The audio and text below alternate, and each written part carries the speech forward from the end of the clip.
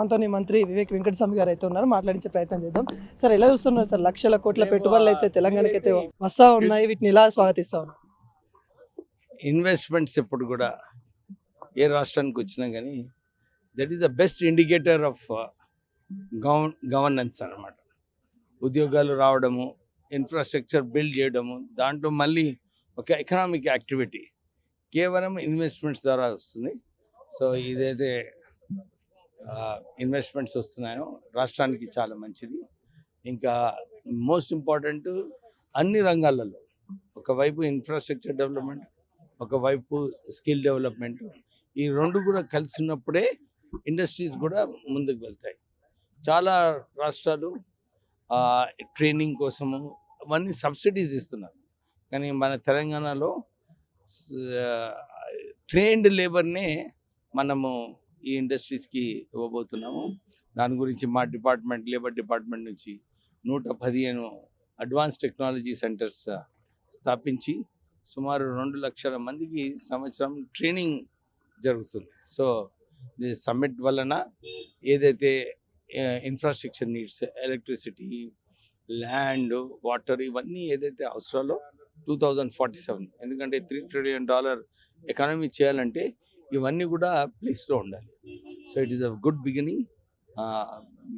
Telangana will definitely do well. ఏమన్నా కొత్త policy తీసుకొస్తున్నారు సార్? లేబర్ పాలసీ ఏమన్నా తీసుకొస్తున్నారా? లేబర్ పాలసీ ఆల్రెడీ చాలా, there is no labour issues ఏ రాష్ట్రాల్లో చూసుకుని. ఎందుకంటే మినిమం వేజెస్ తెలంగాణ రాష్ట్ర సమితి ప్రభుత్వం ఉన్నప్పుడు 10 సంవత్సరాలు మినిమం వేజెస్ పెంచలేదు. సో మా ప్రభుత్వం వచ్చిన తర్వాత చర్యలు తీసుకుంటున్నాము. అతి త్వరలోనే మినిమం వేజెస్ కూడా ఈ రాష్ట్రంలో పెంచబోతున్నారు. తెలంగాణ ప్రజలకు ఏం చెప్తారు సార్ ఈ సమ్మిట్ ద్వారా? ఏం చెప్తారు? గుడ్ న్యూస్ ఇదే, రాష్ట్ర ప్రభుత్వము పోయిన 2 సంవత్సరాలలో 1,00,000 ఉద్యోగాలు కల్పించారు. ఇప్పుడు మళ్ళీ ఇంకొక 40,000 ఉద్యోగాలకు నోటిఫికేషన్ వస్తుంది. ఇది ఒఫీషియల్.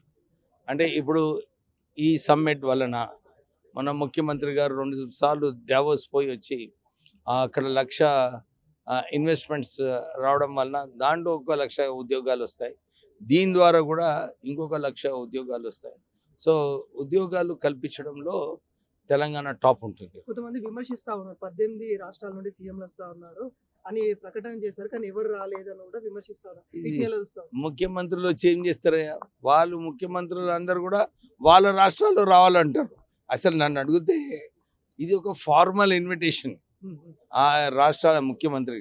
వాళ్ళు ఇక్కడ రావద్దు, అసలు వాళ్ళు వస్తే వాళ్ళ రాష్ట్రానికి తీసుకువెళ్ళండి ప్రయత్నం చేస్తారు. సో దీని అంటే కర్టసీ, దట్ ఈస్ ఒక కొత్త way of inviting people to come and attend. ముఖ్యమంత్రులు పిలవడం ఒక కల్చర్, మన తెలంగాణ కల్చర్, అది ఇంప్లిమెంట్ చేయడం జరిగింది. కానీ ఏ రాష్ట్రంలో కూడా వాళ్ళు సమ్మిట్ పెట్టుకున్నప్పుడు ఎవరైతే వస్తారో వాళ్ళు ఇక్కడ ఎవరు వస్తున్నారో చూసి మళ్ళీ కాంపిటీషన్ వాళ్ళ రాష్ట్రాలు తీసుకెళ్తారు. సో నా ఒపీనియన్లో రాకపోవడమే మంచిది. చాలా థ్యాంక్ యూ.